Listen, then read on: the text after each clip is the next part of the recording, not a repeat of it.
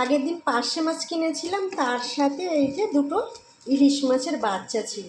তো আজ এই ইলিশ মাছ, পার্শে মাছ আর কচু দিয়ে একটা তরকারি বানাবো। এখানে কচু মানে পাতলা পাতলা করে কেটে নিয়েছি, আর মুখের সাইডটা নিয়েছি একটু গোটা গোটা করে কেটে, তাহলে যেই সেই দুটোই গলে যাবে। প্রথমে মাছগুলো আমি ভেজে নেব। আর অনেকে বলবে এ আর কী রান্না, এ তো সবাই পারে, কিন্তু যারা নতুন রাঁধুনি তাদের জন্য এই রান্নাটা। আর খুব সিম্পলভাবে খেতেও কিন্তু দুর্দান্ত হয়।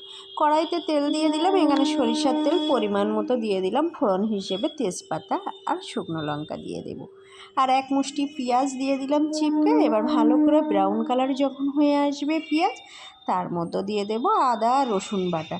আর ওই যে সিদ্ধ করে রেখেছিলাম আগে থেকে যে কচু, সেই মানকচু এখানে দেওয়ার সাথে সাথে লবণ দিয়ে দেব, দিয়ে একটু লালচে করে ভেজে নেব। এখানে এখন কোনো জল ব্যবহার করব না। আর একে একে যে বেসিক মশলাগুলো সবগুলো এখানে দিয়ে নেব, আর অনবরত নাড়তে হবে।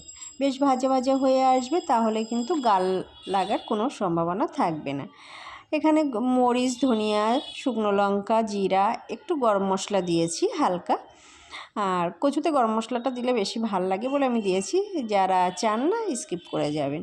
আর এই যে একটু ভাজা ভাজা হয়ে আসলো, যখন তেল ছাড়তে শুরু করেছে, তখন আগে থেকে গরম করে রাখা জল এখানে দিয়ে দেব। ঠান্ডা জল দেব না, যদি গাল ধরে।